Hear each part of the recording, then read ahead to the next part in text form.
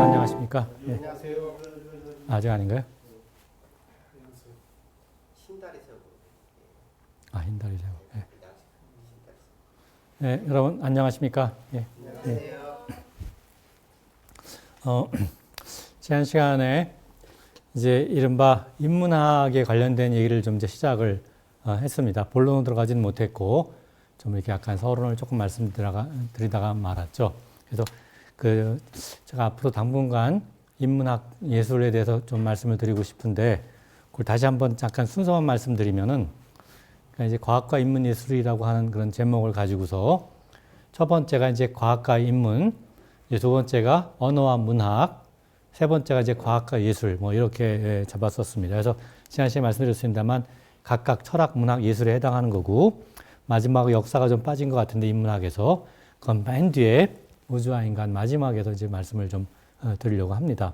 그래서 오늘은 이제 그 과학과 인문에 대해서 이제 시작을 하려고 생각을 합니다. 그래서 이 장은 되게 이렇게 네 가지로 내용을 잡았습니다. 첫 번째는 이제 과학의 인문적 조명이라고 제가 생각을 했고, 그래서 약간 이제 과학, 철학 뭐 이런 얘기를 과학 철학 얘기를 말씀을 드리려고 합니다.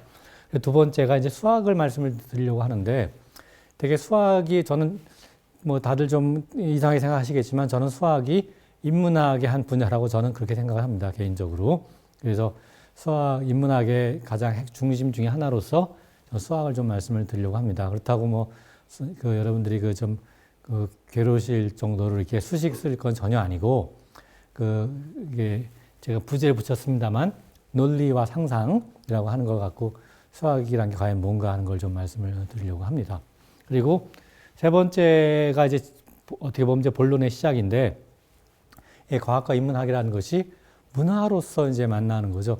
제가 지난 시간에 말씀드렸습니다만 저는 이제 물리학자지 인문학자가 아니기 때문에 제가 가진 인문학적인 그런 소양이 뭐 당연히 이렇게 깊지가 못합니다. 그냥 말하자면 좀 깊지 못하고 저는 물리학자로서 물리학자의 관점에서 이 인문학을 좀 이제 나름대로 제가 이해하고 바라보는 그런 시각을 좀 말씀드리려고 하는 거고, 그래서 저는 이제 과학자로서 과학과 인문학의 접점이란 게 결국 문화라고 생각을 합니다. 그래서 그 관점을 좀 자세히 말씀을 드리려고 합니다. 그리고 마지막으로 이런 것들이 대부분 다 이제 서구에서 생겨난 거라서 서구의 사상에 관련된 것들인데, 그럼 동아시아는 그렇지 않은가? 동아시아도 당연히 뭐 이런 여러 가지 그 인문학이 굉장히 크게 발달을 했었죠. 사실 발전을. 그래서 마지막으로는 동아 사상, 동아시아를 지르는 겁니다. 동아시아 사상과 과학이라는 걸 가지고 한번 말씀을 드려보려고 합니다. 나름대로 조금 약간 좀 그야말로 조금 독창적인 생각이라고 저는 그럴 것 같습니다. 하여튼 그렇게 이제 말씀을 드리려고 합니다. 그래서 오늘은 맨 처음에 과학의 인문적 조명을 좀 말씀을 드리려고 합니다. 자, 그래서 이거는 이제 일단 앞에서 제가 오래전에 이 강의 시리즈 시작했었을 때 제가 맨 처음에 이제 여러분들하고 같이 얘기를 나누는 그 서론을 가졌고, 두 번째가 그때 마침 이제 한강 작가가 노벨상을 수상할 때여라서 한강 작가에 대한 그 얘기를 좀 말씀을 드렸습니다. 이 과학자의 관점에서. 그리고 세 번째 강의에서 바로 이 과학의 인문적 조명의 이 부분만 다뤘습니다. 그래서 과학이 우리에게 주는 의미 이것만 좀 그때 말씀을 드린 것 같아서 이걸 빨리 그냥 한번 복습하고 지나가겠습니다. 그래서 이건 첫째 이제 과학이 우리에게 주는 의미를 그냥 빨리 정리해 보겠습니다. 첫 번째는 과학적 사고방식이라고 할 수가 있겠습니다. 이거는 이제 뭐 비판적이고 좀 합리적인 과학 정신이라고 얘기하기도 하고 뭐 핵심적인 게 창의성이라고 할 수 있겠죠. 그래서 과학의 위력이 보통 이제 동서양의 차이가 바로 여기서 온다고 생각이 듭니다. 사실 우리가 흔히 과학의 위력하고 동양이 과학에 뒤떨어지고 서양이 앞섰다고 얘기를 하는데 그 이유를 여러 가지 제시하는 걸 가만히 보면은 되게 기술적인 거를 말씀하시기 쉬운데 그렇지 않습니다. 사실 동아시아가 서구보다 기술적으로는 월등히 앞섰었거든요. 사실 한 19, 18세기까지도 월등히 앞섰습니다. 그러니까 뭐 다 아시겠습니다만 세계 3대 발명이라고 하는 거 뭐죠? 예를 들어서 뭐 종이라든가 화약이라든가 뭐 바퀴는 아니죠. 나침반이라든가 이런 거가 전부 다 사실 아시아에 생겨난 거고 그런 게 모조리 다. 그러니까 기술적으로는 사실은 아시아가 월등히 앞섰었습니다. 사실 예, 서구보다 분명히. 그러니까 근데 이것이 언제 바뀌었느냐, 역전되기 시작한 거는 이제 역사적으로 보면은 이른바 산업혁명 이제 그 무렵부터 그게 시작했다고 할 수가 있는데 사실 그때 보시면은 그러니까 이 과학의 위력이라고 하는 건 사실은 그런 어떤 우리가 기술적인 이런 거보다는 기본적으로는 사고방식의 차이라고 사실 생각할 수가 있습니다. 그러니까 과학의 위력은 본원적으로 기술은 과학하고 좀 우리가 좀 따로 생각한다고 하면 기술은 우리가 동아시아가 월등히 앞섰었습니다. 사실 19세기, 18세기까지도 그랬는데 과학적 사고라고 하는 거에서 조금 이제 동아시아는 그런 전통이 좀 없었다고 할 수가 있겠고 그 차이라고 생각이 됩니다. 그리고 두 번째로는 삶의 새로운 의미에 추구해갈 수가 있겠는데 뭐 그 과학을 통해서 우리가 우리 자신, 인간 자신을도 포함해서 전체 우주를 우리가 좀 이해하려고 노력을 합니다. 그래서 어떤 좀 근원적 이해를 하려고 하니까 이걸 통해서 우리가 삶에 우리가 새로운 의미를 좀 추구할 수가 있게 되는 거죠. 그 중에 하나가 중요한 거는 여기 썼습니다만 우리가 목매로부터 인간을 해방한다고 할 수가 있겠습니다. 그러니까 목매로부터 인간을 한다는 거는 우리가 전혀 우리가 우리가 인식이 잘못되어 있고 우리가 모르던 거를 새로 알게 되면서 우리가 이른바 자유로운 정신을 우리가 이제 가질 수가 있게 하는 거고 이거는 마음의 행복을 가져준다라고 생각할 수가 있는 거죠. 반면에 또 한 가지는 우리가 그 전에 과학이 발전하기 전에 우리가 생각했던 거하고 완전히 다르게 세계라고 하는 거 우리가 새로운 과학적 세계관을 이제 가지게 되면서 당연히 우리가 삶 자체 어떤 새로운 의미를 우리가 이제 여기서 우리가 만들어낼 수 있다, 찾아낼 수 있다 생각이 되는 거죠. 그리고 세 번째로는 현대사의 구성원으로 소양이라고 할 수가 있는데 사실 우리가 자연이라고 하는 것이 때로는 뭐 마더 네이처, 엄마 같다고 해서 굉장히 그 자유롭다고 생각할지도 모르지만 굉장히 무자비하죠. 무자비한 자연을 제가 가장 인상적이었던 것 중에 하나가 지난 시간에 말씀드렸습니다만 그 한강 작가가 이번에 새로 상을 받은 전미 비평가 협회 상을 받은 그 작별하지 않는다 해서 제주도의 한라산을 올라갈 때 거기에 엄청난 그런 이 눈보라 이런 걸 통해서 얼마나 그 자연이 무자비한가 그거가 굉장히 인상적인 그런 제가 기술로 기억이 납니다. 어쨌든 자연이라고 하는 게 어떤 무자비한 자연에서 우리가 종속되는 것부터 우리가 인간을 해방시켰다는 것은 굉장히 중요한 문제고 이건 그야말로 행복한 삶이라고 할 수 있겠고 이거는 바로 몸의 행복에 해당한다고 할 수 있겠습니다. 다시 말씀드리면 이쪽에서 목매로부터 인간이 해방되는 것은 마음의 행복인데 우리가 지금 무자비한 자연의 종소부터 우리가 해방됐다는 것은 몸의 행복을 우리가 찾을 수 있다는 걸 알 수가 있는 거죠. 그래서 우리가 이런 과학을 잘 이용하면은 풍요로운 사회가 될 수가 있겠지만 잘못 가면은 재앙이 오는 게 요새 아주 잘 보여주고 있지 않습니까? 이스라엘과 미국이 이란을 마구 침략하면서 끔찍한 그 재앙을 지금 불러일으키고 있다는 거, 그게 다 과학이라고 하는 걸 이용해서 그렇게 되고 있는 거죠. 현재 보시면. 지난 시간에 잠깐 말씀드렸습니다만, 인공지능을 특히 이용해서, 거기 끔찍한 그런 범죄를 저지르고 있는 거 아닌가, 그렇게 생각이 됩니다. 자, 그리고 마지막으로는 이제 과학이라고 하는 거는 문화유산의 근간이 됩니다. 그러니까 인간이 과학 활동의 대상이 되죠. 우리가 인간을 탐구합니다. 과학에서.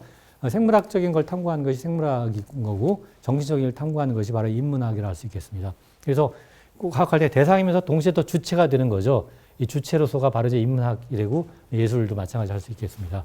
그런가 하면은 아름다움이 굉장히 중요합니다. 과학에서도. 우리가 상상을 통해서 우리가 어떤 새로운 창조를 한다는 점에서 물론 이 창의성이 이제 중요하겠습니다만 이 과학에서도 굉장히 아름다움이 중요하기 때문에 결국 문화유산의 근간이 되는 거죠. 과학도. 그러니까 과학이 우리에게 주는 의미를 되게 이렇게 네 가지로 정리했는데 이게 정답이란 건 아닙니다만 하여튼 생각나는 걸 좀 이렇게 정리를 해봤습니다. 이 네 가지 과학의 의미를.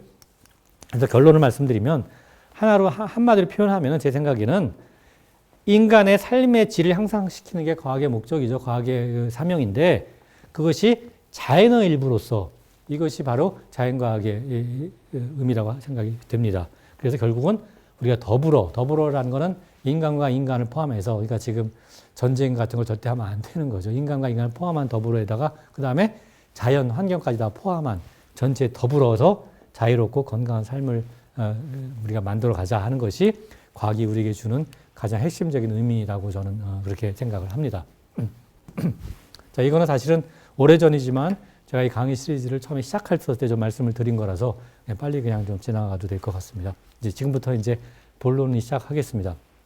자, 과학이란 게 뭔가 과학적 사고를 좀 한번 일단 좀 설명을 드리려고 합니다. 이것도 역시 이제 서론인데 과학적 사고가 우리가 과학적으로 생각한다는 게 뭘까? 과학적 사고라는 거는 사실은 이걸 잘 보여주는 굉장히 그 아주 쉬운 간단한 예가 갈릴레이의 실험입니다. 갈릴레이 뭐 다 아시겠습니다만 갈릴레오 갈릴레이 그다음에 그 이탈리아에서 이른바 그 피사라는 데서 이렇게 탑이 기울어진 탑, 피사 사탑에 올라가서 그래서 이 추를 무거운 거랑 가벼운 거랑 떨어뜨렸다는 그 유명한 일화가 있지 않습니까? 그 전에는 중세에는 우리가 이른바 이 아리스토텔레스의 그 철학이 그 그리스 철학이 중심이 돼 갖고 기독교랑 이제 결합을 해서 스콜라 철학이 됐는데 그거에 따지면은 무거운 놈이 가벼운 거보다 먼저 떨어진다고 다 생각을 했었거든요. 그 생각 알 수 있는 게 우리가 이런 제가 보시면 이거 보이시나요? 자, 이거는 가벼운 그런 그 수건이고 이건 무거운 건데 떨어뜨리면 어떤 게 먼저 떨어질까요? 둘 동시에 놓으면 이거 놓으면 이거 망가지면 어떡하지? 제가 죄송하지만 이걸로 바꾸겠습니다. 이건데 가볍네. 이거는 떨어져도 문제 없겠죠? 그러니까 자 이거 두 개를 떨어뜨리면 어느 게 먼저 떨어질까요? 무거운 게 먼저 보면 이거는 그러니까 좋은 방법이네요. 자 이거 떨어뜨리면은 네. 아무래도 이게 먼저 떨어진 거 보이셨을 겁니다. 이거보다. 그러니까 이게 무거운 게 먼저 떨어진다는 것이 사실 그 당시 사람이 생각했던 건데 그런데 갈릴레이가 그게 정말로 그럴까 하는 거를 확인을 해보겠다. 그래서 피사탑에 올라가서 무거운 추랑 가벼운 추를 두 개 동시에 놨다고 합니다. 물론 이제 그 얘기는 그냥 이게 전설이고 실제로는 그렇게 한 거 아니라는 게 정설입니다. 정설. 실제로는 그러니까 실제 그렇게 한 건 아니라는 거. 어쨌든 이게 갈릴레이 실험을 보면은 제일 첫 번째 어떻게 생각을 했냐면은 기존 지식에 대해서 의식적 반성을 한 거거든요. 그 당시에는 스콜라 철학이 핵심 기존 지식이기 때문에 당연히 그렇게 믿었는데, 그러니까 전통적인 권위가 있었죠. 스콜라 철학이. 그런 그 다음에 또 당연해 보이는 거는 무슨 얘기냐? 지금 보시면 가벼운 그런 뭐 종이하고 무거운 거 하면 당연히 무거운 게 먼저 떨어지지 않습니까? 우리가 보시면 당연히. 그러니까 뭐 당연해 보이니까. 근데 여기에 대해서 이걸 그냥 믿을 게 아니라 비판적으로 일단 생각했다는 게 굉장히 중요한 요소라고 할 수 있습니다. 과학적 사고에. 비판적 사고. 그래서 정말로 그럴까 하는 걸 다시 생각해 보자는 거죠. 그리고 또 하나는 지식을 좀 정비화하자는 건데, 그러니까 이거는 정성적 기술에서 정량적 기술을 가자는 거죠. 다시 말하면 무거운 게 가벼운 것보다 먼저 떨어진다고 하면 그러면 2배 먼저 떨어지는 거냐 아니면 뭐 3배 먼저 떨어지느냐 그렇게 정량적인 생각을 좀 하자는 겁니다. 이렇게. 그래서 이 정량적 기술을 통해서 우리가 이른바 좀 전문 용어입니다만 조작적인 정의를 할 수가 있는 거고 이게 바로 분석적 사고의 핵심이라고 할 수가 있겠습니다. 분석적으로 생각하는 거. 그 다음에 세 번째로는 지식의 실질적 검토는 뭐냐면 말로만 그러지 말고 정말 해봐라 이겁니다. 해보자. 정말 그런지 해보자. 확인해보자. 이건 얘기죠. 그래서 이른바 실험적인 방법을 통해서 구체적으로 확인해보자 이거죠. 우리가 이걸 전문 용어로는 경험적 적합성이라고 부릅니다. 이거는 과학술학의 용어인데 경험적 적합성. 그러니까 이거는 이른바 우리가 합리적 사고인 거죠. 사실이 정말 그런가를 확인하라는 거죠. 합리적 사고. 그리고 이거는 여기 또 한 가지는 이제 반증 가능성이란 말이 유명한 건데 이건 무슨 얘기냐면 그러니까 뭐가 예를 들어서 반증 가능성이라는 건 예를 들어서 이런 거죠. 예를 들어서 이것이 무거운 거랑 가벼운 거랑 하면은 무거운 게 먼저 떨어진다라고 하는 거를 우리가 한번 딱 보면은 그래서 한번 확인해 봤더니 둘이 똑같이 떨어지더라. 만약 그걸 확인했다고 하면 당장에 반증이 된 거죠. 그 말이 틀린 거다. 반증이 확실히 된 겁니다. 그런데 그래서 반증은 금방 할 수가 있는데 근데 확증은 불가능하다는 게 무슨 얘기냐면 그럼 무거운 게 가벼운 것보다 먼저 떨어진다는 걸 해보니까 그러니까 예를 들면 실제로 보면 아까 보여드렸듯이 이렇게 이게 무거운 놈하고 가벼운 걸 하면 무게 좀 먼저 떨어집니다. 실제로 대체로. 그런데 그러면 정말 그런가 하는 거를 혹시 또 해보면 아닐지도 모르지 않느냐. 그럼 또 해보니까 또 그렇다. 아까 또 이번 아닐지 모르다. 계속 반복해서 해보면 해볼수록 그게 그런 것 같다고 하지만 그러나 확증은 할 수 없는 거죠. 확증을 하려고 하면 뭐랄까 한번 해봐야 될 텐데 그건 사실 현실적으로 불가능하니까 원래 확증은 불가능한 겁니다. 사실 이런 상황에서 봤었을 때. 그래서 이런 거는 그러니까 우리가 보통 그러니까 과학에서 얘기할 때 어떤 명제에 대해서 우리가 일반적으로 확증이라는 거는 사실은 대부분 불가능하고, 왜냐하면 무한번 해볼 수는 없는 거니까.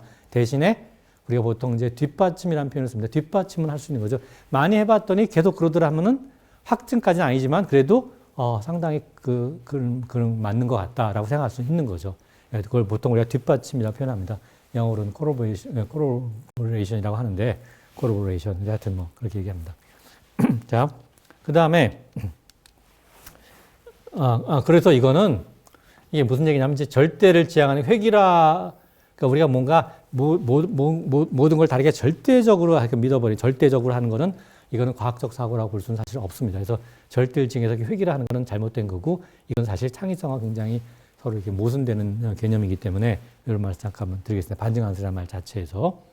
그리고 네 번째로는 이제 보편지식 체계를 만들려고 하는 겁니다. 보편지식이라고 하는 걸 다른 말로 이론이라고 말을 하는데, 이거는 이제 뭐냐면 여기 썼습니다만, 우리가 보통 이제 그러니까 우리가 어떤 관측을 통해서 뭐 하나를 알게 되면 우리가 그거를 하나하나를 과학적 사실을 우리가 하나하나를 특정 지식이라고 부르는데, 이런 특정 지식을 여러 개를 묶어서 하나의 체계로 이해하려고 하는 걸 우리가 보편 지식이라고 합니다.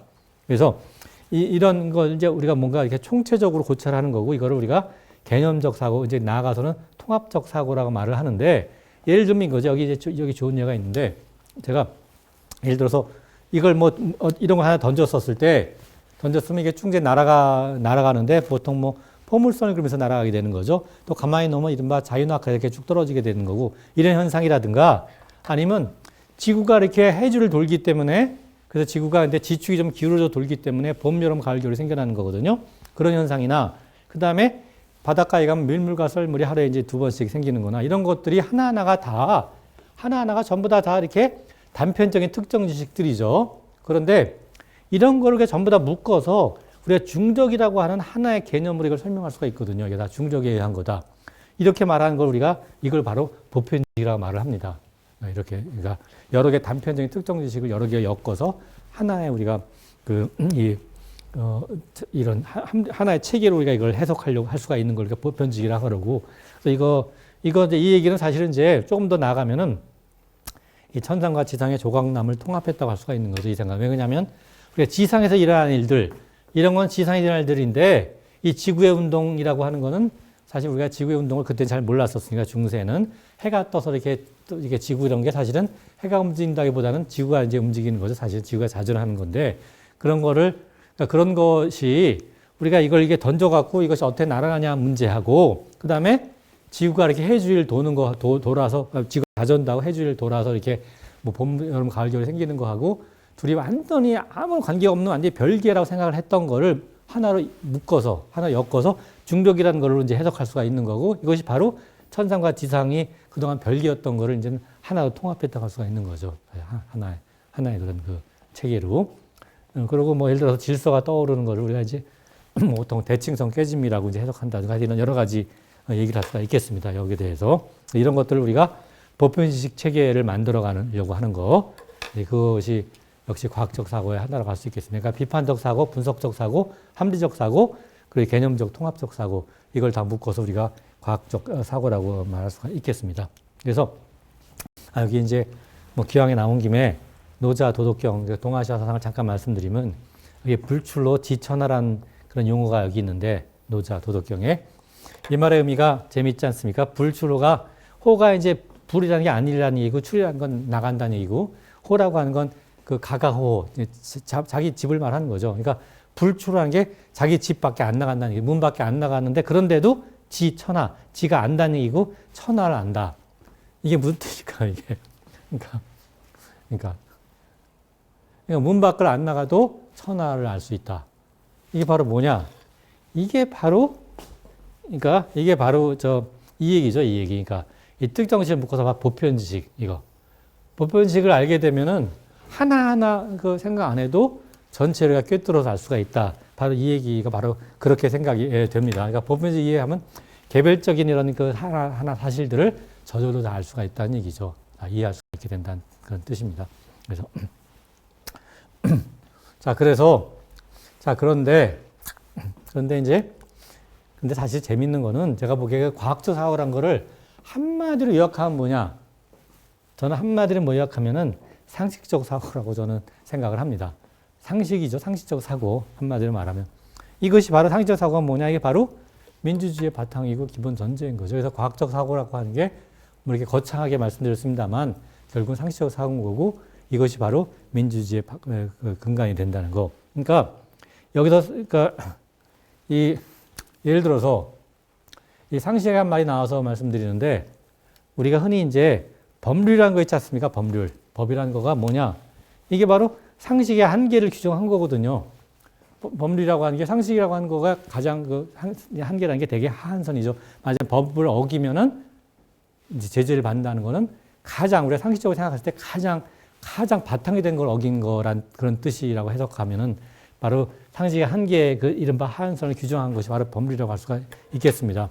그러니까 상식이란 말이 뭐 그 상식이란 말의 말뜻을 생각해 보시면은 상이란 말이 늘 그러하다는 얘기고 식이라고 하는 거는 뭐 이제 뭐 우리가 생각하는 거, 인식 이런 거니까 늘 그러한 인식이란 뜻이거든요. 상식이란 말 자체가 늘 그러하다. 그러니까 다시 말씀드리면 삶 전체에 해당한다 말할 수 있는 거죠. 우리 삶 전체. 뭐 학문이라는 건 뭐 과학뿐만이 아니라 뭐 모든 학문들 다 뭐 인문학이라든가 무슨 뭐 문학이라든가 예술이라든가 뭐 역사라든가 등 모든 데 통용되는 것이 우리 삶 전체. 거기에 해당하는 그런 인식이 바로 이제 상식이 되는 거고 사실은. 그래서 상식이 어긋난다고 하는 것이 뭐냐? 그게 바로 불법이라고 하는 거죠. 그걸 규정한 게 상식이 어긋난 행동을 했다. 그것이 바로 불법이다. 이것이 바로 법률 체계라고 생각할 수가 있을 것 같습니다. 그래서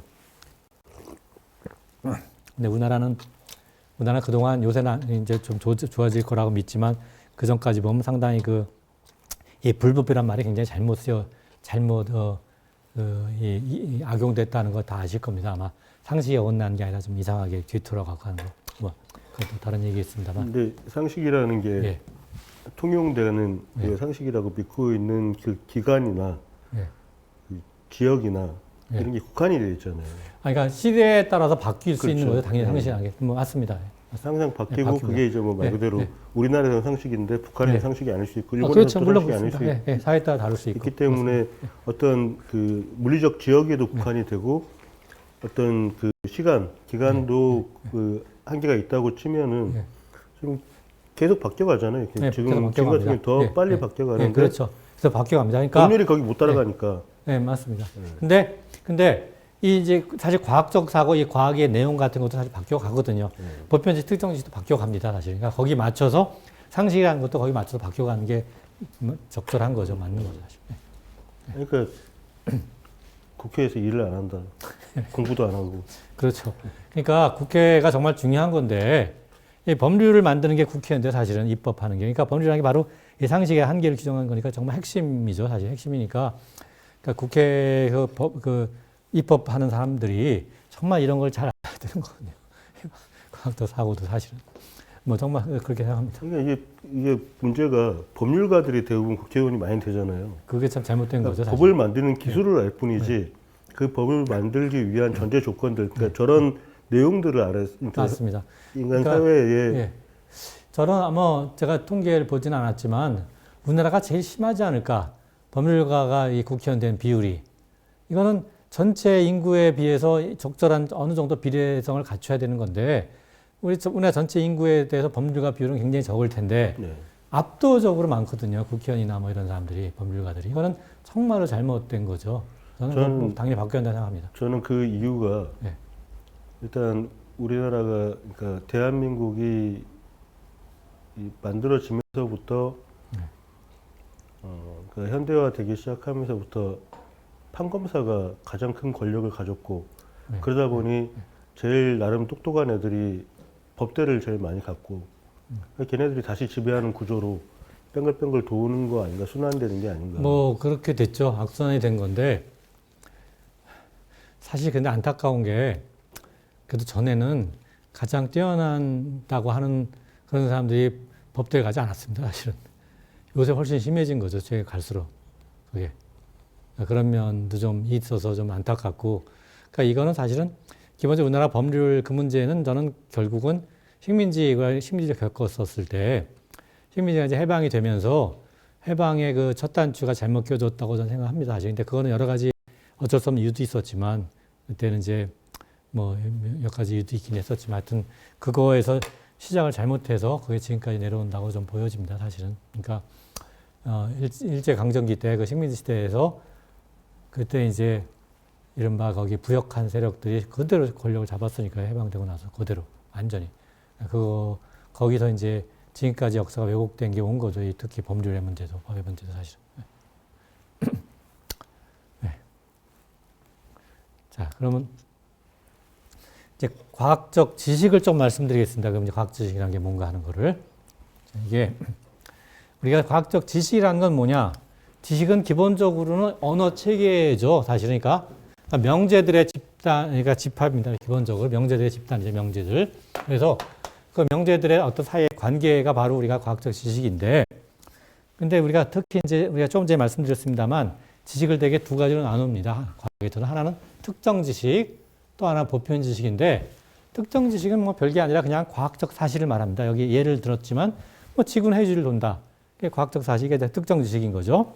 근데 보편 지식은 우리가 다른 말로 이론이라고 부르는 건데, 뭐 이론은 뭐냐? 뭐 중류의 법칙이라는 게 바로 이제 보편 지식 이론인 거죠. 중류의 법칙. 그래서 우리가 이 과학이라고 하는 게 이런 이제 뭐 모든 학문이 이렇게 지식을 이제 탐구를 하는데 지식을 만들어내는 거죠. 뭐 찾아간다고 생각하는 사람도 있고 만들어내는 사람도 있는데 어쨌든 간에 근데 그 어떤 지식을 주로 탐구를 하냐에 따라서 우리가 특정 지식을 주로 탐구하는 과학을 우리가 현상과학이라고 부르는 거고 보편 지식을 주로 추구하는 과학을 우리가 이론과학이라고 합니다. 그래서 이렇게 둘로 이렇게 나눌 수가 있겠고 편의상. 그 다음에 이제 그럼 우리가 이 사실인데 여기 이제 과학적 사실이라는 표현을 썼는데 이 말의 의미도 사실 조금 이제 생각할 점이 있긴 있습니다. 그러니까 우리가 이 보편과 특수라는 의미가 여기 특정이니까 뭐 특수, 특정, 이제 보편 이렇게 표현을 했는데 이 보편이라는 말과 특수란 말은 이게 무슨 뜻일까요? 사실은 보편이라는 말과 특수란 말이. 제가 질문이 좀 막연하긴 합니다만, 그러니까 이게 무슨 뜻이냐면, 그러니까 우리가 이제 어떤 사물을 이해하려고 했었을 때 그거에 거기 바탕에 깔린 어떤 기본적인 관념이거든요. 그러니까 무슨 얘기냐면 우리가 어떠한 사물을 봐서 우리가 사물의 우애를 이해하려고 했었을 때 그것이 현실적으로 어떻게 존재하고 있느냐 하는 거하고 지금 현재 어떻게. 그 다음에 이것이 뭔가 현실뿐만이 아니라 보편적으로 어떻게 존재할 것인가, 뭐 시간과 관계없이 뭐 상황은 다르더라도 하여튼 그 두 가지를 우리가 구분한다고 하면은 그런 앞에 것이 뭐 우리가 일반적으로 과학적 사실이라고 부르는 거고 뒤에 것이 뭔가 우리가 흔히 말해서 무슨 어떤 뭐 자연 법칙이다 이렇게 부를 수 있는데 거기에 해당하는 게 이제 바로 특정 지식과 보편 지식을 우리가 그렇게 둘로 나눌 수가 있는 거죠. 우리가 어떤 사물을 우리가 봐서 사물에 대한 우리가 이해를 했었을 때 두 가지를 이렇게 나눠서 이해를 하자는 그런 편의상 구분한 겁니다. 뭐 절대적인 건 아니지만 하여튼. 그래서 근데 우리가 그래서 이론의 구조가 어떻게 되어 있냐를 잠깐 말씀드리면 이론의 구조라는 건 우리가 보통 이제 가설 연역 체계라는 표현을 씁니다. 좀 어려운 표현이긴 한데 이게 뭐냐면 일단 이론이라는 건 개념이 있습니다. 개념. 근데 이 개념이라고 하는 거는 일상적 개념과 좀 다를 수가 있습니다. 예를 들어서 힘이라든가 뭐 일이라든가 이런 거 우리가 일상에서도 쓰죠. 힘이란 말도 쓰고 뭐 일이란 말도 쓰는데 과학에서 쓰는 일과 힘이라는 개념하고 그러니까 일상에서 쓰는 개념 그런 의미하고 조금 다를 수가 있습니다. 사실 약간 좀 차이가 날 수가 있어서 하여튼 그래서 일단 다를 수 있다는 거. 그다음에 이거는 이 개념 자체가 불변의 것이 아니라 이론이 바뀌면서 개념도 같이 의미가 바뀝니다. 사실 실제로 보니까. 그게 한 가지고. 그다음에 또 한 가지는 이제 진술인데 진술은 뭐냐면 이 개념들이 여러 가지 개념이 있었을 때 그 개념 사이에 어떤 관계가 있는가 그 관계를 규정해 주는 게 진술입니다. 진술이라고 말하는 거죠. 지금 보통 우리가 진술을 두 가지로 나누는데 하나는 기본 진술, 하나는 이끌어낸 진술입니다. 기본 진술을 우리가 기본 원리 혹은 가설이라고 부르는 거고 그다음에 이거 기본 원리라는 거 우리가 전제하면은 여기서부터 논리적으로 나오는 진술이 있을 수 있는 거고 그걸 우리가 이끌어낸 진술이라고 합니다. 그래서 이렇게 두 가지로 나눌 수가 있겠고 근데 핵심은 뭐냐? 이렇게 이론이 만들어지는데 이론이 얘가 많죠. 뭐 중류의 법칙 같은 게 이런 이론 중에 하나입니다. 그래서 이런 이론을 만들었었을 때 이 이론이 어디에 있느냐라는 걸 질문할 수가 있는데 이건 예를 들어서 제가 옛날에 학생들한테 어린 학생한테 강의할 때 가끔 물어본 겁니다. 이렇게 우리가 중력의 법칙 하면 학생들 다 배워서 알고 있죠. 대학생들이. 그래서 해와 지구 사이에 중력의 법칙이 작용해서 지구가 이제 해주를 돈다. 뭐 이렇게 생각을 하는 거죠. 그러면 중력의 법칙이라는 게 정말 어디 있느냐고 물으면은 해와 지구 사이에 있다. 보통 이렇게 흔히 생각을 합니다. 중력의 법칙은 해와 지구 사이에 있는 거다. 중력의 법칙은. 과연 그러냐 이거죠. 중력의 법칙은 해와 지구 사이에 있는 게 사실 아니죠. 어디에 있는 건가요? 중력의 법칙은. 우리 마음 속에. 그렇죠. 역시 그죠. 최화국님은 항상 그러니까 마음을 조금 더 이렇게 마음을 좀 너무나 이렇게 좀 뭐랄까 너무나 좀 그 멋부린 표현이고 우리 머릿속에 있다고 생각하면 되겠죠. 하여튼 뭐 두뇌 속이나 하여튼 뭐 이렇게. 그래서 이 이론이라고 하는 게 기본적으로 우리의 상상에서 만들어진 창조물이거든요. 창작물입니다. 사실 기본적으로 이론이라는 것 자체가 다 뭐 중력의 법칙 대표적으로 마찬가지인 거죠. 그래서 그리고 이거가 임의 요소거든요. 임의 요소. 임의 요소라는 게 무슨 얘기냐면 꼭 이렇게 생각해야 될 이유가 없이 그냥 우리가 임의적으로 이렇게 이 개념이라든가 기본 진술, 기본 가설 이건 하는 거고 그렇게 하면은 그러면 이끌어낸 진술은 임의 요소가 아닌 거죠. 이거 두 가지를 적절히 가정하면 이건 필연적으로 나오는 거거든요. 이거 생각할 수 있는 거죠. 그래서 그러면 이제 아까 말씀드렸지만 이론이라는 거 중력의 법칙이 어디에 존재하는가 이걸 물어보면 우리 마음에 존재한다. 이제 마음 벌써 답을 말씀하신 거죠. 마음에 존재하는 거고 그 이상의 실제성은 없는 겁니다. 중력의 법칙이 어디 있느냐? 우리 마음에 있는 걸로 끝입니다. 여기에 있는 게 아니거든요. 여기 있는 게 아니다는 거. 그래서 우리가 보통 좀 멋진 표현을 써갖고 좀 멋부리면은 표상이라든가 상징이라든가 이런 표현을 씁니다. 이거 우리가 보통 총칭해서 모형이라고 부르는데 이게 바로 뭐냐면 기억하시겠습니다만 아마 이데아란 말 있지 않습니까? 플라톤의 바로 이데아입니다. 이게 사실 이데아죠, 이데아. 기본적으로 이데아. 그러니까 관념이죠. 관념으로 이렇게 하는 거죠. 그래서 이론이라고 하는 것은 기본적으로 관념 체계라고 할 수 있겠습니다, 사실은. 그래서 이 모형이라고 하면 사실 이건 이제 대상이 있는 건데 우리 어떤 대상 그러니까 말하자면 우리가 예를 들어서 그래서 이미 어떤 사물을 갖고 어떤 대상을 생각하면 우리가 이론이라는 것은 그 대상을 모형으로 만드는 거거든요. 모형으로 우리가 인지를 하는 건데, 그래서 모형이라는 것은 이게 이론에서 우리가 쓰는 거고, 물리학이라는 이론에서 만드는 거, 과학에서 대상이 실제라고 하면은 이 사이의 관계가 뭐냐? 이 사이의 관계가 있어야 되니까, 아직 무관하면 모형이 엉터리인 거죠. 의미가 없는 거죠. 관계가 뭐냐? 일반적으로 우리가 유비라고 합니다. 유비, 어넬로지. 일치는 아니죠. 같지는 않은 거죠. 모형이라고 대상하고 진짜 대상하고 같을 수가 없습니다. 당연히. 그렇지만 뭔가 비슷한 점이 있어야지 비슷한 점이 없으면 이건 완전 엉터리인 거죠. 말이 안 되는 거죠. 그러니까 뭔가 하여튼 우리가 보통 유비라는 표현을 씁니다. 일치는 절대 아닌 거죠. 그래서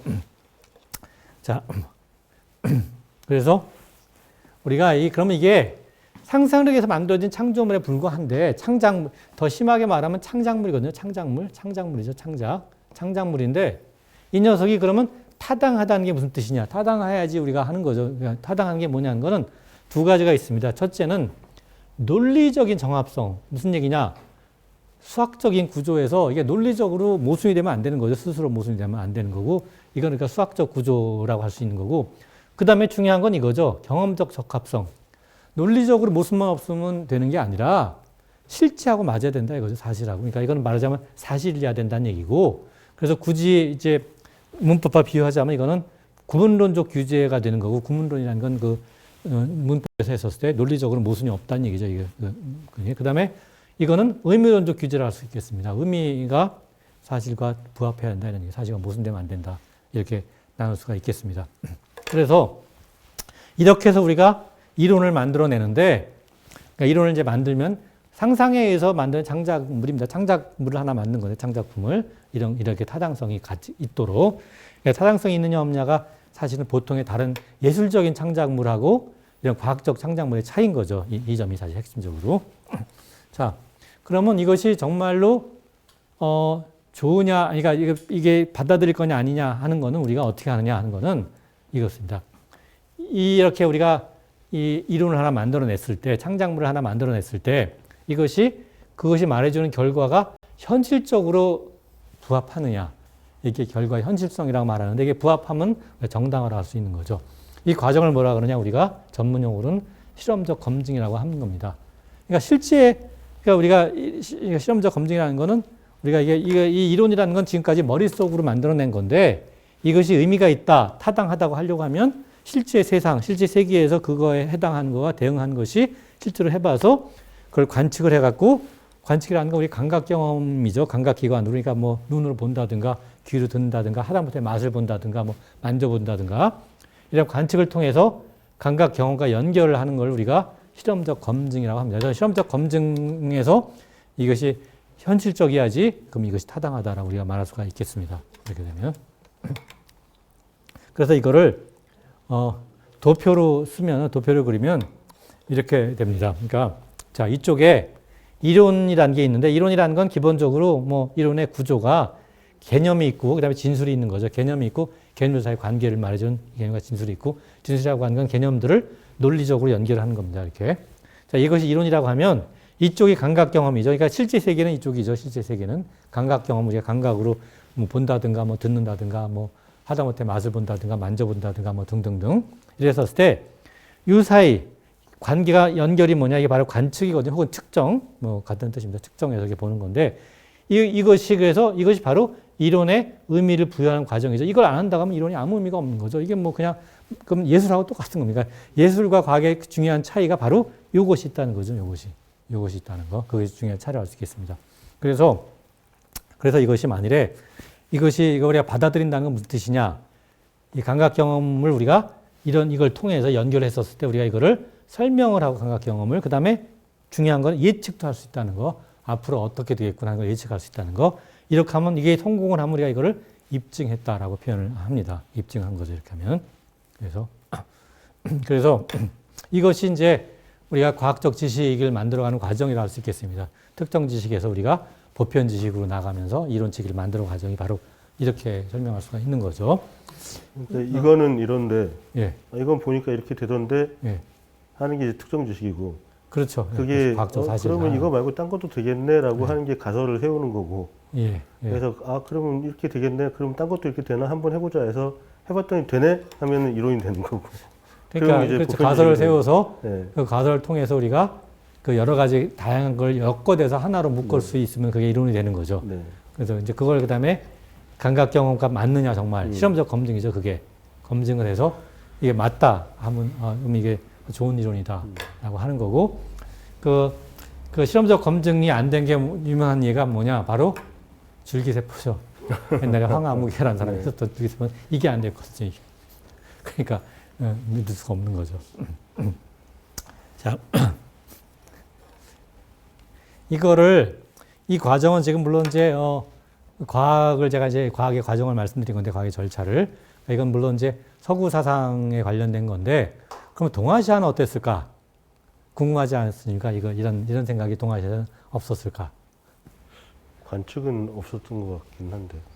동아시아에는 격물치지라는 게 있었습니다. 격물치지. 그게 바로 관측이거든요. 격물치지라는 게, 그러니까 사물을 정말 이렇게 잘 이렇게 관측해서 알게 해라. 있었습니다. 사실 그게 있었는데 그거는 이제 실험의 문제고 그보다 이런 비슷한 과정이 있거든요. 그게 뭐냐? 이게 보면은 이런 것 말이십니다. 이게 노노의 공자의 어록이라고 알려진 노노를 보면은 이런 말이 있거든요. 그러니까 수리 부작 신이 호고라는 뜻이 되는데 그러니까 그런 뜻인데 여기 고라고 하는 건 옛고라고 하지만 이게 하여튼 이게 보시다시피 지난 경험 사실이라는 뜻입니다. 그러니까 저게 무슨 뜻이냐? 그러니까 우리가 수리부작 그러니까 수리라고 하는 게 서술한다는 뜻이거든요. 그러니까 무슨 얘기냐면 그러니까 굳이 표현하면 우리가 어떤 경험한 사실들을 이렇게 순서에 따라 잘 서술을 하고 그러니까 그렇게 서술을 잘 하면 그리고 부작이란 말은 꾸미지 말라, 구라치지 말라는 뜻이거든요. 부작. 작화하지 말라. 그러니까 작화하지 말라는 거는 그냥 그러니까 이렇게 뭐 근거 없이 이렇게 막 짓지 말라. 부작이란 말이. 그러니까 경험에 충실하게 서술하라 이런 뜻이거든요. 수리부작이란 말이. 그러니까 사기치지 말라. 이런 말인 거죠. 그렇게 하면은 그러니까 신이 호고란 말이 그러니까 이제 그런 말 그러니까 이것이 바로 잘 따지고 보면 바로 이런 거를 사실 굉장히 압축적으로 표현한다고 생각할 수가 있거든요. 저 말 자체가. 그러니까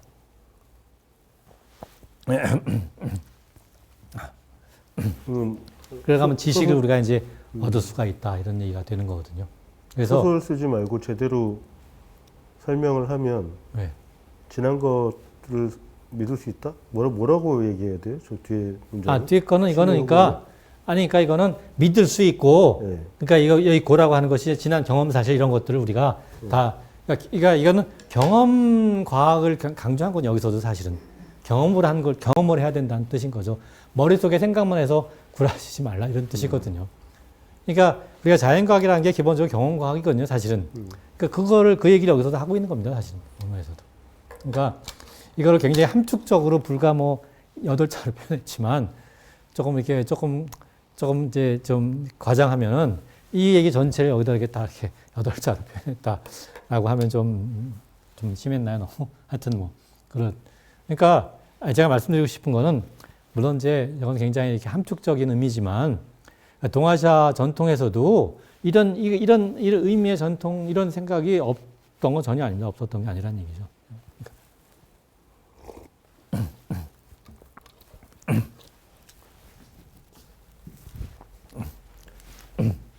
자, 그래서 그럼 여기에 이제 우리가 실체와 모형을 좀 말씀드리려고 합니다. 실체와 모형. 자, 이거가 뭐냐? 실체죠, 실체, 소. 그래서 분명히 이거 실체죠. 실체입니다. 그러면 이걸 모형으로 만들자 이거예요. 실체는 너무나 복잡하거든요. 그래서 이해하기가 어려우니까 단순화 좀 시키자는 겁니다. 모형이라는 건. 그래서 어떻게 하면 되냐? 이렇게 하면 되거든요. 이게 이제 모형입니다. 모형. 그러니까 모형. 그래서 무하고 이제 운매죠. 우리말로. 운매하고 우는 건데. 그러니까 이게 너무 하지 않느냐? 심하지 않느냐? 아닙니다. 그 관련 특색은 유지하는 거죠. 모형이라고 하는 거는 실체하고는 다르죠. 물론. 그렇지만 실제 우리가 이해하고 싶은 핵심적인 요소는 가지고 있어야 됩니다.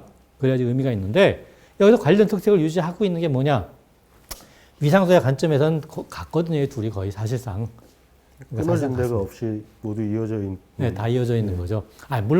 물론 입도 있고 여기 이제 입에 이렇게 쭉 나가서 이렇게 구멍이 나가서 똥구멍까지 뚝 가는 거는 여기는 표시 안 했는데 그 표시하면 여기 구멍 하나 뜨면 되거든요. 그러면 되거든요. 뭐 아무것도 아닙니다. 쉽습니다. 그러니까 이게 거의 같으니까 그래서 이게 무슨 얘기냐?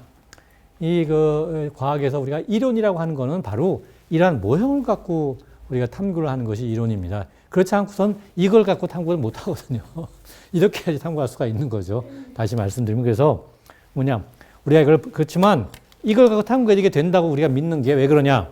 보편성이라는 중요한 개념이 있습니다. 보편성. 이게 무슨 얘기냐면 우리가 단순화시키는 모형 이게 이론인데 이런 거하고 실체는 굉장히 번잡하지 않습니까? 현실은. 이거 둘이 굉장히 달라 보이지만 굉장히 다르지만 그러나 우리가 이해하고 싶은 우리가 만들어내고 싶은 어떤 과학적 사실들 이거는 양쪽이 다 아무 사실 똑같이 여기서 일어나는 일들을 여기서 이걸 통해서 똑같이 기술할 수 있다고 생각이 됩니다. 그런 근거가 있는데 우리가 총칭해서 보편성이라는 표현을 씁니다. 보편성, universality. 그러니까 현실은 굉장히 복잡하지만 굉장히 단순화시킨 모형을 갖고서 기술해도 우리가 원하는 현실의 그런 어떤 성질을 우리가 이해하고 해석할 수가 있다라는 그런 거죠. 그걸 우리가 보편성이라고 합니다. 그래서 이런 보편성이 존재하기 때문에 우리가 이렇게 이론이라는 것이 가능한 겁니다. 사실은 이게 모형화시키는. 저건 좀 극단적인 얘기는 하지만 물론 극단적인 거죠. 물론 재미있게 만화처럼 그린 겁니다. 모든 디테일을 다 살려서 보는 게 아니라 거기서 공통된 특징만 가지고 그렇죠. 우리가 알고 싶은 거. 우리가 이거 하나 다 아니라 여기서 뭘 알고 싶은 게 하나 있다고 하면 우리가 이걸 이해하고 싶다. 그러면 그거를 유지한 거로 나머지는 다 단순화시키고 그걸 유지하자 이런 뜻입니다. 이게 바로. 그러면 이런 관점에서 우리가 그러면 이러한 물리학자 이런 짓을 하는 건데 그러면 이 물리학자들은 목장을 보면 어떻게 보일까요? 목장이 이렇게 보입니다. 아니 그러면은 목장 저 풀이랑 저 나무도 다 저렇게 봐야 돼요. 우리가 관심 있는 건 소였거든요. 나무나 풀을 보려고 하면 나무나 풀을 이렇게 바꿔야죠. 그런 식으로. 맞습니다. 지금 우리가 소를 이해하고 싶은 거였기 때문에. 물리학자들 너무 하는 것 같은데요. 자.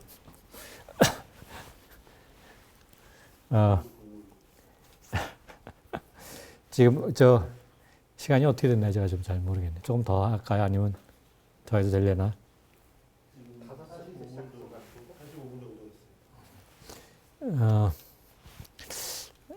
조금 더 할까요? 어떻게 할까요? 조금 더 할까요? 네, 조금 더 하겠습니다.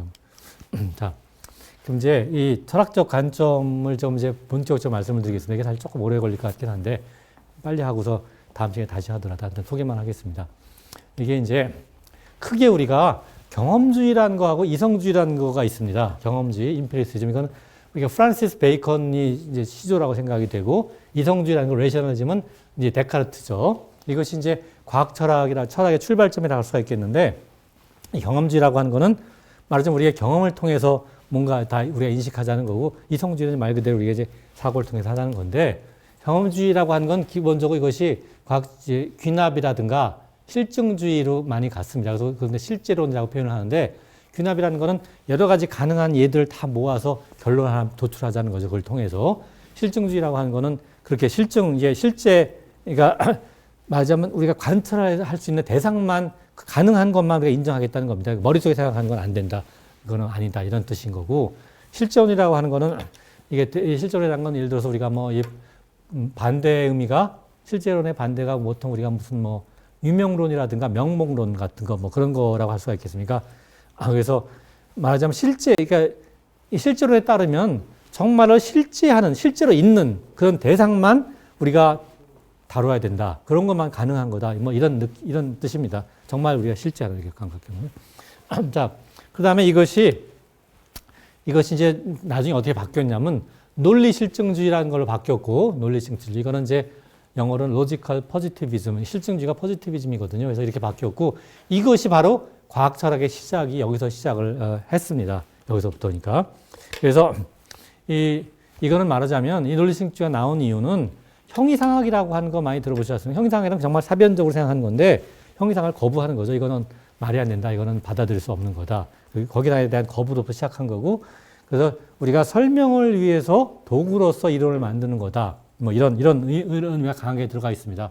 그래서 이것이 이제 논리실증주의의 출발이고 논리실증주의자가 뭐 여러 사람 있었지만 뭐 유명한 사람은 혹시 이제 철학을 조금 이제 기억하시면 비트겐슈타인이라는 사람이 논리실증주의자를 만든 건 아니지만 그 사람의 영향을 받아서 우리가 흔히 오스트리아 수도 비엔나에서 모여갖고 사람들이 거기서 주로 많이 했기 때문에 보통 뭐 비엔나 학파라고 표현을 씁니다. 비엔나 학파, 비엔나 서클 그런 표현을 씁니다. 대표적인 게 카르납이나 뭐 오이라트 뭐 그런 사람들인데 하여튼 뭐 그렇고 그래서 그리고 뭐 이걸 통해서 이제 이런 것이 한 가지 그 길이라고 할 수가 있겠습니다. 이것이 한 가지 길이고 그 다음에 그러면 이것이 20세기 돌아와서 이거 이제 이쪽으로 하나가 갔고 그 다음에 나머지 또 한 가지가 이제 이거는 주로 영국이죠. 영국의 이제 전통이고 이거는 프랑스의 전통이 보통 우리가 대륙의 전통이라고 합니다. 프랑스 전통인데 이쪽은 어떻게 갔느냐 하는 거는 이쪽은 이른바 귀납에 대응하는 연역으로 간 거고 연역으로 이렇게 논리적으로 결론을 이끌어내는 거죠. 귀납이 여러 가지 예가 아니라 그 다음에 이건 반증주의라는 건 뭐냐면 반증주의라는 거는 우리가 어떠한 그 선언을 어떠한지 명제를 했었을 때 그 명제가 옳으냐 그러냐는 거는 옳다는 거는 아무리 해도 우리가 알 수가 없지만 완벽하게 확증할 수 없지만 그 명제가 옳지 않은 예만 하나만 알게 되면 명제는 틀렸다고 할 수 있는 거죠. 우리가 그걸 반증주의라고 얘기를 합니다. 반증이라는 걸 우리가 바로 할 수 있다는 거. 그러니까 반증주의라는 건 우리가 어떤 이론책의 명제가 있어서 그걸 확증은 못하지만 확증 못하죠. 왜냐하면 해보니까 그렇더라 아무리 해도 예를 들어서 무거운 거랑 뭐 가벼운 거랑 던졌을 때 뭐 무거운 게 먼저 떨어지더라는 거는 아무리 해도 정말 여러 번 해도 그렇다고 하더라도 혹시 또 한 번 더 하면 안 그럴지도 모르는 거죠. 다시 말해서 확증은 안 되지만 그러나 여러 번 계속 했는데도 그렇게 한다고 하면은 그러나 그 확증은 안 돼도 그러나 그렇지만 그러니까 믿을 수 있는 건 좀 더 높아지는 거죠. 그래서 뒷받침이라는 표현을 씁니다. 뒷받침. 아까 조금 전에 말씀드렸듯이 뒷받침은 할 수가 있는 거죠. 그래서 그 다음에 이것이 다음 실증주의, 그러니까 포지티비즘이라고 하는데 이거는 이제 우리가 보통 이제 그러니까 반증주의라는 건 그래서 한 번만이라도 이렇게 잘못되면 이제 우리가 곧바로 그걸 이렇게 잘못했다고 말할 수 있다는 뜻이고 우리가 보통 이제 그 논리 실증주의라고 해서 우리가 로지컬 포지티비즘이라고 합니다. 포지티비즘. 논리 실증주의. 그 다음에 혹은 논리 경험주의. 이건 로지컬 임피리시즘이죠. 임피리시즘, 여기 임피리시즘. 저렇게 여러 가지 조금씩 갈래들이 많이 나왔는데, 그러니까 뭐 자세한 건 여기서 이제 생략하겠고, 하여튼 이런 여러 가지 다음 시간에 다시 말씀드리겠습니다. 말 필요하면. 하여튼 이런 여러 가지 생각이 나고, 그러니까 여기서부터 이제 논리 경험지가 나와서 이건 말씀드려야 되겠네. 이건 확증이라고 하지만 여기는 입증이라고 합니다. 의미가 좀 다릅니다. 이건 확증하는 건 정말 증명했다는 거고, 이 입증이라는 거는 경험적으로 그러니까 논리적으로 완전히 완벽한 증명이 아니라 경험적으로 보면 정말로 이게 이렇게 그렇구나 하는 걸 알게 됐다 그런 뜻이죠. 약간 좀 약한 표현입니다. 여기 핵심은 이제 가설 연역 체계라고 하는 건데 이게 무슨 얘기냐면 우리가 가설 하나 세워서 가설 사실인지 아닌지 모르죠. 그냥 무조건 가설 세운 다음에 가설을 통해서 그다음에 논리적으로 그 가설이 말해준 논리적인 거 규결이 있지 않겠습니까? 논리 결과. 그거를 지금 실제 상황하고 맞춰보자는 겁니다. 맞춰봤었을 때 그것이 맞으면 틀리면 곧바로 이거는 가설이 틀렸다고 말할 수 있는 거죠. 그렇지만 그게 맞다. 그러니까 경험하고 맞다고 하면 그럼 가설이 무조건 맞다고 할 수는 없는 거거든요. 틀렸다는 증명이 안 되는 거지 사실 맞았는지는 모르는 거죠. 사실은 이제 그런 의미입니다. 가설 연역체계라는 게 사실은. 그래서 여러 가지가 있고 그다음에 이게 끝이 아니라 이것이 이제 과학 철학의 탄생이거든요. 이게 과학의 탄생이 돼서 경험주의에 입각한 그다음에 이성주의에 입각한 거 이렇게 쭉 가다가 그다음에 이제 결정적으로 이상하게 생긴 것이 상대주의인데 relativism 상대주의. 이게 토마스 쿤이라는 사람이 1960년대 초에 등장을 해서 갑자기 이런 게 다 아주 충격을 줬죠. 그러니까 무슨 얘기냐면 여기서 나오는 거는 이게 원래 이제 가설연역체계 반증주의 이런 것이 그 당시에 꽤 유명했던 아까 말했지만 비엔나 학파라고 하는 사람들하고 그다음에 또 베를린 학파라는 게 또 있었거든요. 베를린 학파는 이제 한스 라히엔바하라고 하는 하여튼 그 과학철학자가 거기 핵심이었고 그리고 햄펠이라는 사람이 있었는데 하여튼 그런 그 과학철학이 여기 탄생을 하면서 20세기에 탄생하면서 상당히 이제 잘 나가는 걸 보였는데 쿤이라는 사람이 60년대 초에 등장을 해서 거기 결정을 다 날린 게 뭐냐. 이른바 도구주의니 구성주의니 상황주의에서 굉장히 이렇게 상대주의 그러니까 이런 거를 이제 해서 유명한 것이 토마스 쿤이라는 사람하고 그다음에 그다음에 여기 가설 연역체계 반증주의의 핵심이라는 사람 중에 한 사람이 이제 누구냐면 그 역사주의 빈곤을 썼었던 칼 포퍼인데 포퍼라는 사람인데 포퍼라는 사람은 굉장히 그때 대가로 유명한 사람이었고 쿤은 좀 젊은 사람이었는데 두 사람이 논쟁을 벌려서 논쟁을 엄청 벌렸는데 그 논쟁을 보면은 논쟁의 결과가 쿤의 완전히 완승처럼 보이게 끝났습니다. 그러니까 칼 포퍼는 완전히 이제 칼 포퍼가 이 반증주의가 하고 이 가설연역체계가 완전히 무너진 것처럼 보였는데 나중에 다시 돌이켜보면 꼭 그렇지도 않다고 지금 다시 재해석이 됩니다. 하여튼 그건 또 다른 얘기고 어쨌든 이렇게 돼서 이거는 이제 무슨 얘기냐면 뭔가 굉장히 좀 이렇게 과학 발전이라는 게 이렇게 논리적으로 짝짝 되는 게 아니다 이런 뜻이거든요. 다시 말해서. 그래서 이것이 말하자면 여기서 더 나가서 이게 구성을 하는 거고 더 나가서 이게 비합리성, 비석 특징도 다 있는 거다. 그런 거고 사회적 합의에서 만들어지는 거다. 이 과학의 발전이라는 게. 특히 여기 더 나가서 아예 회의적 관점을 가진 것이 유명한데 폴 파이어아벤트라는 사람이 등장을 해갖고 유명한 저서가 이성이와 안녕이라는 유명한 저서를 남겼거든요. Faculty Reason. 이성이란 건 이성의 안정. 그러니까 이런 건 전부 다 이성에 의해서 생각하는 건데 그게 의미가 없다는 그런 얘기인 거죠. 사실 그래서 상당히 이게 좀 굉장히 논란이 있었던 건데 근데 더 흥미로운 거는 그러니까 이 토마스 쿤이라는 사람이 핵심인 게 뭐냐면 패러다임이라는 개념이었거든요. 패러다임.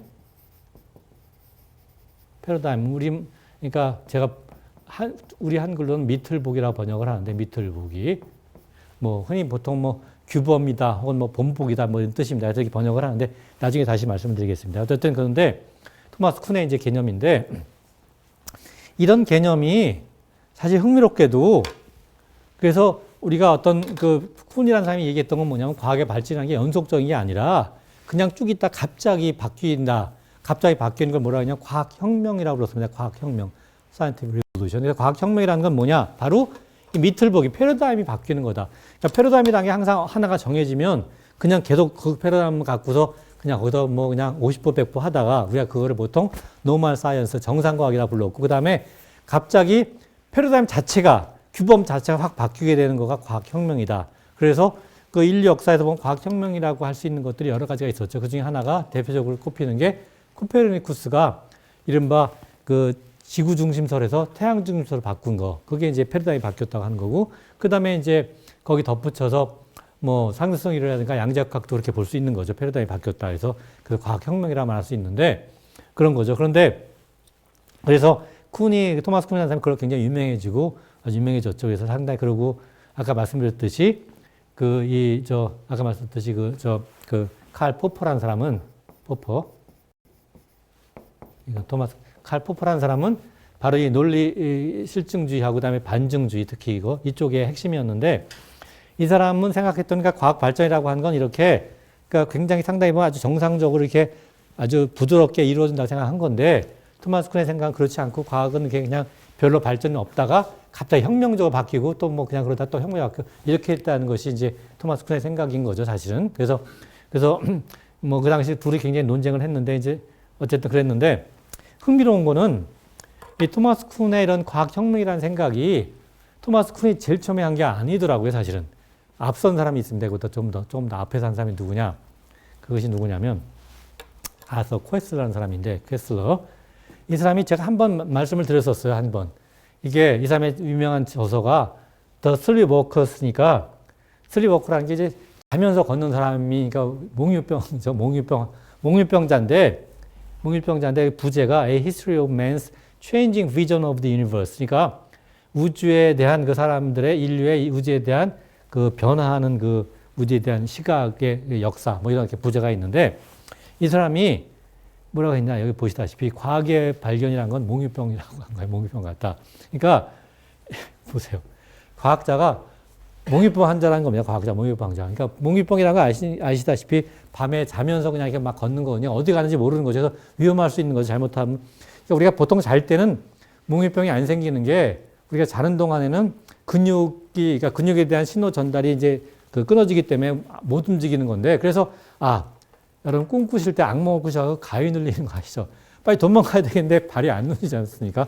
그게 만약 그때 도망가야 되는데 꿈에 꿔갖고 뭐 누가 쫓아오는데 도망가야 되는데 많이 움직여진다. 그럼 큰일 나죠. 그럼 사고 나죠. 이렇게 뭐 꿈꾸면서 막 뛰어가게 되면 움직이게 되면 뭐 그냥 크게 사고 날 수 있는 거죠. 그래서 그걸 안 하게 되는 건데 보통 정상적인 사람은 그게 잘못돼 갖고 밤에 꿈을 꾸는데 진짜 움직이는 사람이 이제 몽유병 환자인데 과학자가 바로 몽유병 환자라는 거거든요. 그러니까 뭔지도 모르고 하는 거고 여기 보다시피 영국의 의미도 뭐 잘 모르고서 하는 거다. 과학이라는 게 이렇게 아주 혹독하게 썼습니다. 이 아서 코에스라는 분이 이분이 이 사람이 참 흥미로운 사람인 게 그러니까 제가 이분 한번 저 앞에서 말씀을 드렸는데 언제 말씀드렸더라 그러니까 미국 강의할 때 얘기했나요?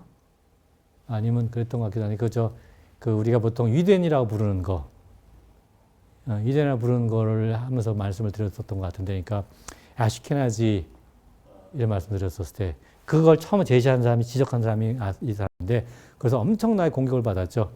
이스라엘에서 어마어마한 공격을 받았는데 아무튼 바로 그 사람입니다. 근데 이 사람이 하여튼 상당히 흥미로운 그 저서를 남겨서 사실은 이때 이미 이 사람이 이 얘기를 했고 여기서 바로 패러다임 그런 해당하는 얘기를 했습니다. 이때 사실. 그러니까 이 토마스 쿤보다 몇 년 앞서서 얘기한 거죠. 뭐 알려지지 않았지만 전혀 알려지지 않았지만 그렇습니다. 그래서 오늘 뭐 이 정도까지 일단 말씀을 드리고 사실 여기에 관련해 갖고 이제 그럼 실험적으로 검증해 갖고 이런 것들을 이렇게 우리가 받아들일 거냐 아니 그냥 뭐 이런 문제가 이제 남아 있는데 뭐 그거에 대해서는 뭐 시간이 많이 가서 다음 시간에 말씀을 드려야 될 것 같습니다. 근데 교수님 지금 프란시스 베이컨이나 르네 데카르트나 이런 사람들 뭐 정치 철학해도 뭐 저 사람들 항상 나오니까 근데 저 사람들이 16세기, 17세기 사람들이잖아요. 17세기죠. 그러니까 17세기, 18세기. 그러니까 저게 무슨 저 사람들이 특별한 이론을 만들어냈다기보다는 그냥 우리가 인간이 해왔던 거를 이런 식으로 설명을 할 수 있다 하고 정리를 한 거잖아요. 뭐 그렇죠. 예. 말 그대로 저 캐슬러라는 사람은 그렇습니다. 패러다임이란 말을 만들어낸 거고. 예, 뭐 그렇습니다. 그런 거기 때문에 아니, 근데 우리가 저는 그런 생각이 드는 거예요. 아니 우리는 이미 다 뭐 동양이라고 예. 하면 동양에서도 예. 알고 예. 있었고 예, 예, 예. 그 이런 유럽 중심의 예. 서구 문명 말고 예. 뭐 이슬람 문명이라든지 예, 예. 충분히 저렇게 예. 뭐 굳이 이론을 세우지 않아도 아까 그 교수님 말씀하신 것처럼 한 문장에 그냥 단어 한 문장으로 설명이 다 되는 것들을 얘들은 그거 붙잡고 이건 이러네 저러네 하고 살 붙이고 뼈 붙이고 이걸 한 거잖아요. 그죠? 뭐 그렇게 볼 수 있죠. 그러니까 저는 좀 그런 생각이 드는 거예요. 뭐 베이컨이라든지 데카르트라든지 이런 사람들이 뭔가 대단한 이론을 세워서 우리가 그걸 공부해야 될 것처럼 이제 저는 그렇게 배웠지만 예. 알고 보면 당연한 거 아니야? 뭐 그렇게 네, 볼 수 그냥 있죠. 그렇게 예. 해온 거잖아. 이걸 갖다가 거꾸로 배운다는 느낌이 드는 거죠. 뭐 그럴 수 있죠. 예, 그럴 예. 수 있죠. 그러니까 우리가 지금 이제 사실 서구 사상에 경도돼서 계속 배워왔고 예. 이제 과학이라는 건 서구에서 만들어진 건 맞죠. 그러니까 근데 이제 그런 이런 사고의 전통은 사실은 동아시아에도 당연히 있었거든요. 대부분 다 있었고 우리가 동아시아 전통을 우리가 안 배우고 그걸 다 좀 뭐 그냥 그러니까 안 하니까 서구에서 그래서 뭐 그래서 그런 거고 근데 동아시아 전통은 이제 아까 말씀드렸나요? 우리가 기술이라고 하는 건 동아시아가 훨씬 더 앞섰습니다. 그러니까 산업혁명까지 분명히 그랬는데 문제는 과학이라고 하는 건 동아시아에서 만들지는 않았죠. 만들지 않은 이유가 이제 여러 가지로 왜 그런지 생각할 수가 있는데 동아시아는 기본적으로는 그러니까 그 전통이 그러니까 말하자면 그 경물치즈라는 말이 사실 동아시아에 있었지만 동아시아 상당히 이렇게 좀 너무 우리가 지금 서구 용어로 표현하자고 하면 형이상학적인 전통이 너무 강해서 예, 그런 것이 조금 그거가 좀 문제가 아니었나 생각이 좀 듭니다. 사실 저는 그래서 과학이 발달이 어떻게 보면 이미 통합이 돼 있던 상태로 온 거잖아요. 뭐 그런 셈이죠. 얘네들은 구분이 다 안 됐긴 했는데 예. 쪼개서 뭐 이렇게 그렇죠. 가다가 예. 지금은 또 도로 갖다 붙이려고 하고 있는 예, 것 그 말 같고. 맞습니다. 그러니까 서구에서 과학이 발달한 이유는 사실 가장 중요한 이유 중에 하나가 지금 지적했듯이 데카르트가 그런 건데 사실은 그러니까 이른바 우리가 정신과 물질을 둘 분리시켜서 정신은 이거는 우리가 알 바 아니니까 이거는 말하자면 종교가 가져라 한 거고 물질에 대해서는 이제 이걸 둘을 나누니까 편의상에게 굉장히 편해진 거죠. 과학을 만들기가 편해진 건데 정신과 물질을 나누는 것이 동아시아 전통에서는 그렇지가 않았기 때문에 훨씬 더 복잡할 수밖에 없었던 거고 근데 그것이 이제 최근에 와서 정신과 물질 완전히 나눠서 이른바 이원론이 되면서 그것이 문제가 굉장히 현대 문명의 핵심적인 문제가 거기서 출발한 거니까 최근에 와서는 이제 그걸 다시 이렇게 좀 거기에 여러 가지 심각한 문제들을 우리가 해결하기 위해서는 이원론을 우리가 좀 이렇게 없앨 필요가 있거든요, 분명히.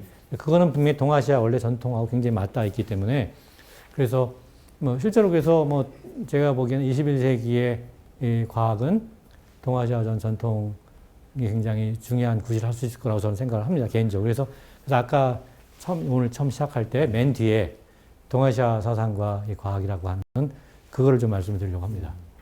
저는 이제 저도 이제 저런 걸 뭐 정치학을 통해서 배워오면서 얘네들은 걷는 법을 연구해서 가르쳐 주는구나. 걷는 법이요? 네. 그냥 걸으면 되는데 왼발이 먼저 가는 사람과 오른발이 먼저 가는 그걸 막 들이떡 사가지고 아주 재밌는 네, 지적이네요. 거꾸로 아니 그냥 아는 건데 왜 니들은 그걸 꼭 굳이 정의해서 가르쳐 주면 사람들이 발이 꼬인단 말이죠. 근데 제가 입학해가지고 첫 시간에 정치학 개론 시간에 그 수업에 한 500페이지 되는 책이 2권이었거든요, 교과서가. 근데 그 교수님이 딱 한마디 제일 인상이 깊어서 지금도 기억을 하고 있는데 정치학을 한마디로 하면 뭐라고 생각하냐 이러는 거죠. 뭐 애들이 뭘 알아요. 근데 그 교수님이 뭐라고 그랬냐면 그러니까 1000페이지 가량 되는 이 교과서의 내용은 A4지 2장으로 요약이 된다. 근데 이 A4지 2장의 내용을 1000페이지로 쓸 수 있는 사람이 정치학하는 거다. 그러니까 당연한 거를 엄청 부풀리고 막 자료를 모으고 이렇게 해서 그러니까 길게 설명할 수 있는 게 정치학이다. 이렇게 얘기를 하더라고요. 그래서 저는 그러니까 특히 서양 철학 들 같은 경우는 그런 느낌을 상당히 많이 받게 되고. 뭐 그래서 실제로 네. 뭐 그런 비슷한 얘기가 20세기의 최대 뭐 서양 철학자라고 할 수 있는 그 알프레드 노스 화이트헤드라는 분의 네. 유명한 말이 있지 않습니까? 서양 철학사는 플라톤의 풋노트다. 네. 다 플라톤 막 계속 반복하는 거다. 계속 얘기하고. 뭐 그게 상당히 일리가 있죠. 실제 플라톤이 못 벗어났으니까 실제로. 그러니까 네, 뭐 거기도 상당히 공감이 갑니다. 그 말에. 그리고 그러니까 동아시아 사상 문제 아니 뭐 제가 사실 서구 철학도 그렇고 동아시아 사상도 그렇고 제 전무가 전혀 아니니까 문해하는 입장밖에 안 되긴 하지만 그러니까 동아시아 사상이 현재 물리학자 입장에서 보더라도 21세기 물리학에 전 상당히 바탕이 될 수 있고 그렇게 가는 게 바람직하지 않나 생각을 저는 개인적으로 합니다. 사실은 여러 가지 이유로 그걸 앞으로 이제 차차 좀 말씀을 드리려고 합니다. 이 문제는. 뭐 양자역학도 포함해서 특히 이제 복잡계 관련해 포함해서 특히 뭐 하여튼 뭐 예.